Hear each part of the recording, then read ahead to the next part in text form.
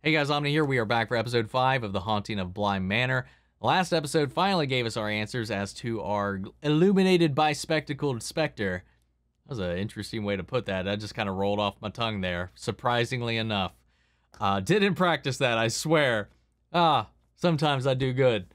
Anyway, found out is her ex-fiance who died after they broke up, after she called off kind of wanting to go through the wedding because she knew something was off about herself. She wasn't being true to herself, and you know, it wasn't fair to everybody else involved, and she was doing this all for them, that she came to realize. You know, breakup didn't go so well, and he stepped out of the car and got hit. And the reason why, when she sees his image haunting her and following her around, and his glasses are always illuminated, is because that was the last thing that was imprinted in her mind before she found out he died.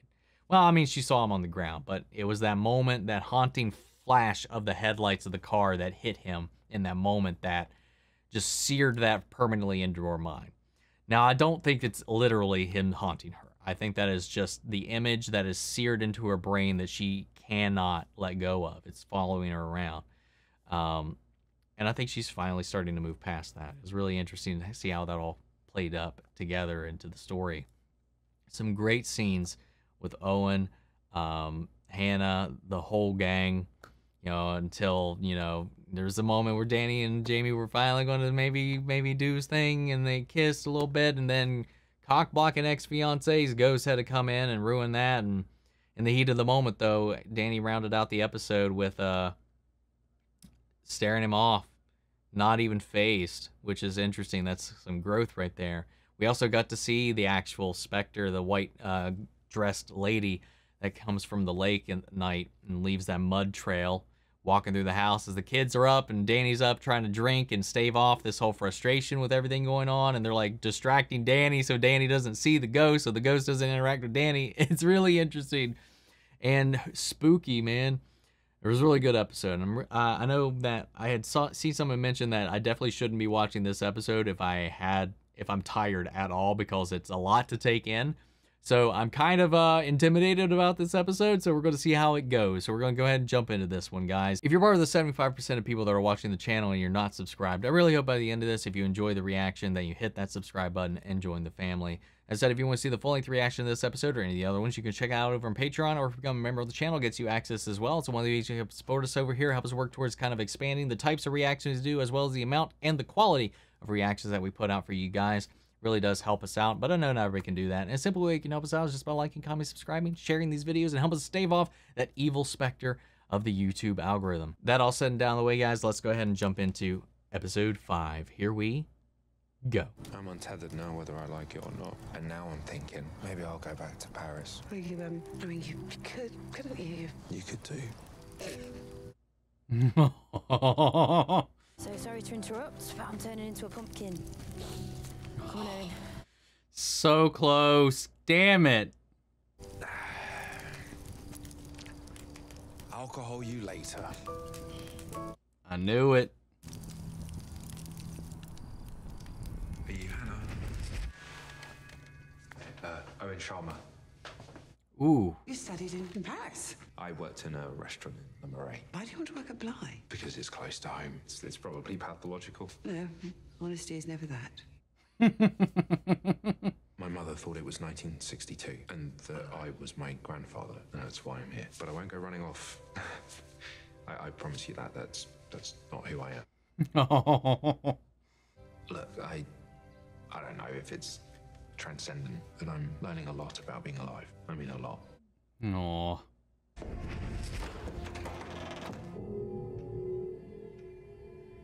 Oh no.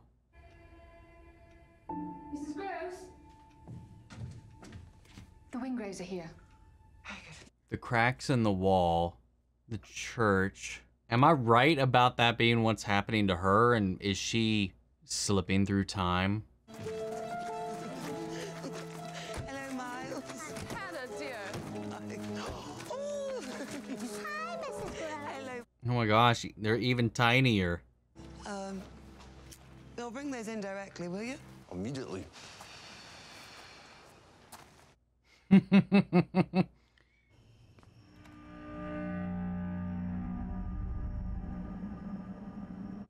Oh, God. I thought you'd left.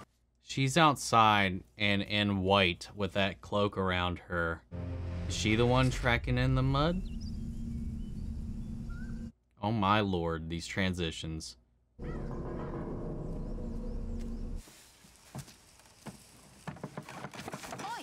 Stop it! Miles! You stop that this instant! The fuck? Don't ever do that again, do you hear me? Or I will beat the living shite out of you.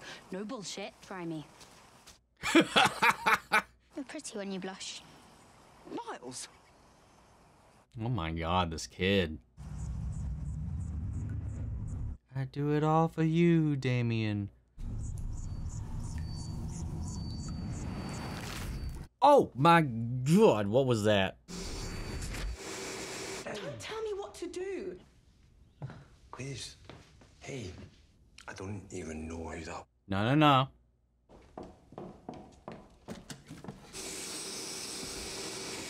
Subtle.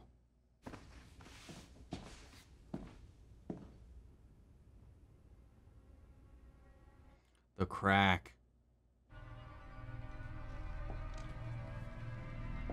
It's the same shape. You know, Charlotte Bunch told me that necklace is over 400 years old. Funny thing about cleaning a house for years, you know exactly where everything is. Henry might be too much of a mess to notice what you're up to.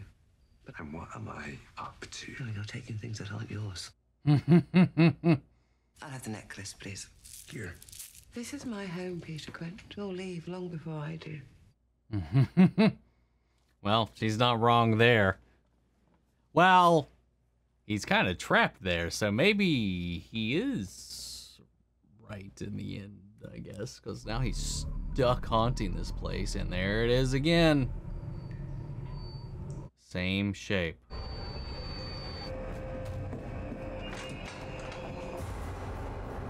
Oh, hi. Oh, that's Miss Jessel. I'm looking at this as an opportunity to hone my skills. In Paris, I was a sous chef. Oh my lord, dude.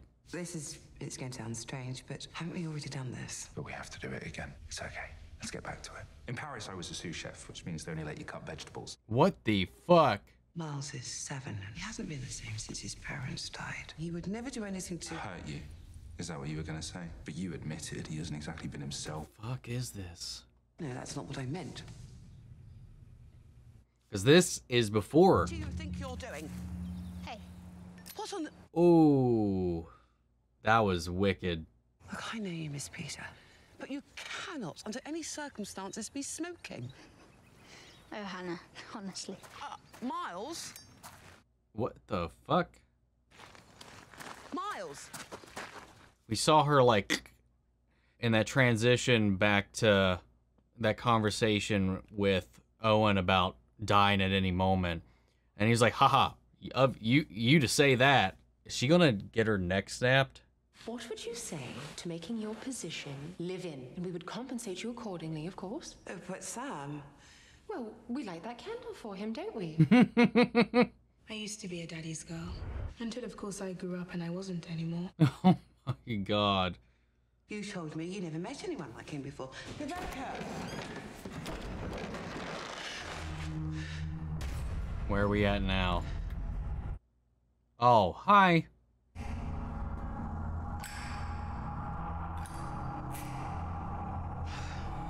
What the fuck? We need a cook who intends to stay on for a while. No, I'll be stuck in this glue trap of a town just like everyone else. We talked about that once. Not yet, we haven't.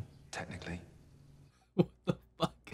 Thought about what that must feel like. That glue. Realizing that we may be stuck forever. Does a mouse know when it's already over? Do we? I need you to pack your bags and be ready to go. And I promise I'll explain everything when I get back. Can you trust me? Yes. You be ready to go. And don't tell anyone. Man, what happens to him? And this lady, no, a queen and her stable boy. What are you doing up? You can sleep. You heard something. Something strange. I'm sure it's fine. Is he up when they definitely shouldn't be up? Is that it?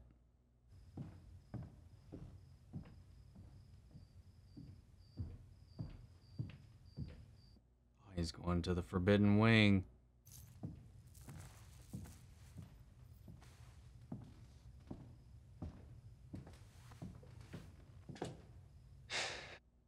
seeing her like teleport everywhere around, seeing everything is crazy.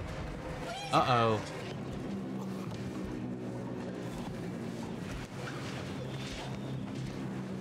Oh, face is all distorted. Wow. Holy shit. The lady from the lake. Just fell through his hand. What? Oh, he's dead already. He's here.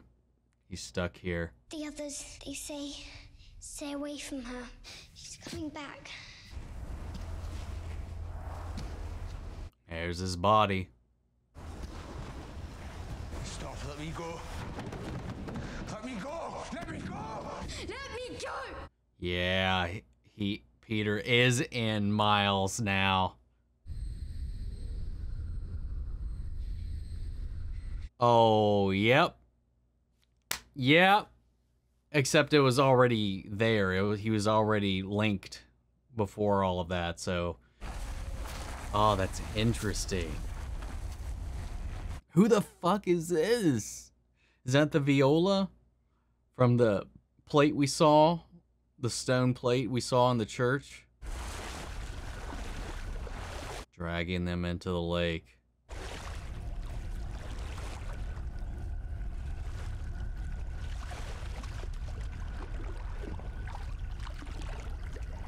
Eyes and nose are like melted together like it's a doll. Damn, dude. I'm looking at this as an opportunity to hone my skills. In Paris, I was a sous chef. And that crack sound again. Yes, apparently we're doing this again. Why? You tell me. We've been doing this since it happened, haven't we? I'm sorry, I'm having a difficult time. Since what happened? Which thing happened? The cheating, the divorce, the death of the parents, the death of Peter. What's he talking about? Dominic is dead. Charlotte is dead. Something is wrong with Miles. This episode is crazy. Step away. Honestly, Hannah, do you ever get tired of being such... Miles. I swear, you're such a bore, and you don't know when. To leave well enough alone. It's such a shame that you had to go and follow us. It was going so well. Honestly, Hannah! Crack.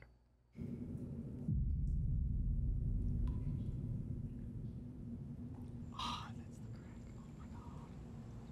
That's what she's saying. Has she been dead the whole time, though? She's been dead the whole time, I think. That's why she's popping around through everything. Why she can only be in certain places. She's here, and she's even prettier than I imagined. This is her. Oh, no. And this must be Mrs. Gross. Oh, I'm so sorry. I was, goodness, I was miles away. Yes, sorry, Hannah Gross. Oh, my God. No, you're not. You're right there. Oh, my God. This is fucked up. Hannah Gross in Paris. What would I do? Paris. Do whatever the hell occurs to us in the bloody moment. This is so depressing. I'll call you later. Wait. Please? It's all good.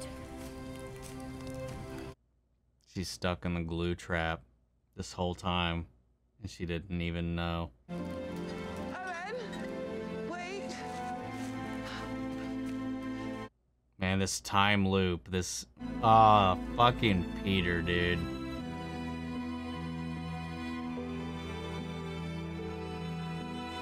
She at the lake. You had a curse. The year's 1987. You're at Bly. Miles is 10. Floor is 8. You had a curse. You had a curse. Well, that's fucking depressing as all hell, man. Oh my god.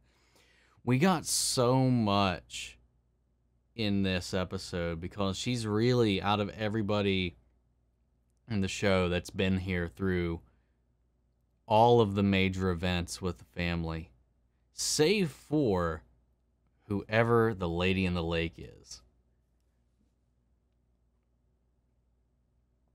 And seeing what actually happened to Peter, that the kids witnessed that, is insane. So we've been seeing the crack all this time in the previous episodes. She's been seeing the crack from the bottom of the well. So she's got to be dead this entire time.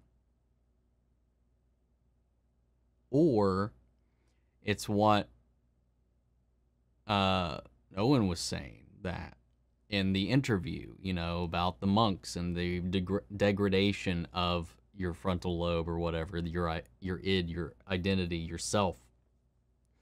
Maybe, like I was saying, like there seemed to be some moments where she was fleeting, and maybe she had some onset of that, and that you can transcend when that happens. So maybe, there's a blind hope that maybe she's got dementia and she's flying through time on her own time stream. Maybe she sees her death. No, that can't be the case, because that death happened before Danny got there. No, damn, no, she's dead. She's been dead this whole time. But everybody sees her. That's the trippy thing. Are they all dead?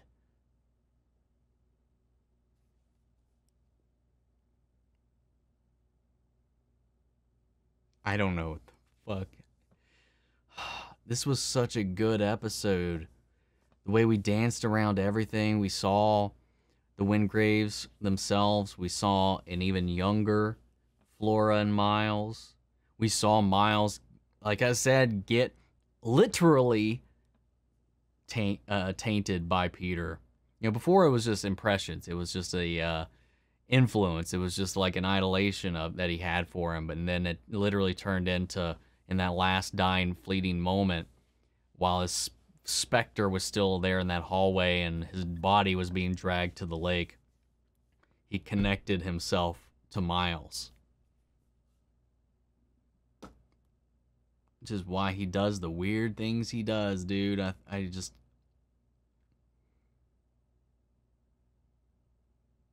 But who the hell is this lady in the lake? I can't wait to get that mystery answered. Man. And the only way that this makes sense to me is if Hannah's been dead this entire time. But everybody can just see her. But the benefit of that, if that is the case, that one supporting factor of that is that here in the home, on these grounds in this house, they can be seen. She now lives here as part of being the live-in that she was brought on to be.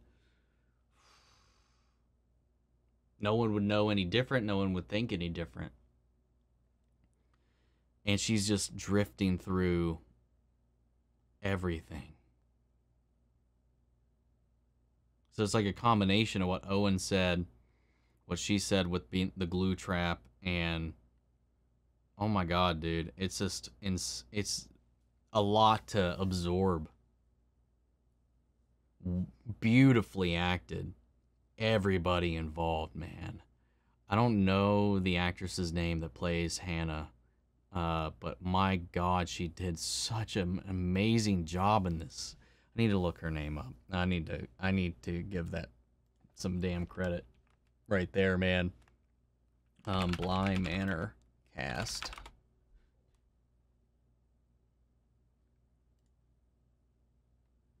It's Nia Miller, man. She's fantastic in this. Her and Rahul both, I think, really were shining hard in this episode.